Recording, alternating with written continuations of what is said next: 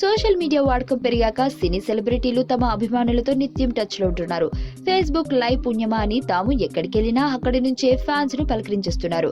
Celebrities కు fans కు మధ్య ఫేస్బుక్ లైవ్ అనేది భగవంతునికి భక్తునికి మధ్య అనుసంధానమైన అంబికా దర్బార్ బత్తిలా మారిపోయింది.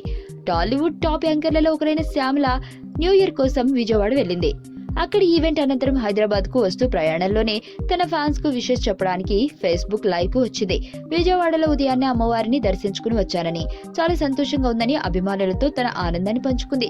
తనతో పాటు తీసుకొచ్చిన అమ్మవారి ప్రసాదాన్ని అభిమానులకు చూపిస్తూ, మీ అందరికీ నేను వచ్చి ఇవ్వలేను, కనీసం చూపిస్తాను, అమ్మవారి ప్రసాదాన్ని తినండి అంటూ నవ్వుతూ లైవ్ లో ఇలా వచ్చే ఆప్షన్లు కూడా ఉంటే బాగుండు అని ఫ్యాన్స్ కోసం తన అత్యాశని బయటపెట్టింది.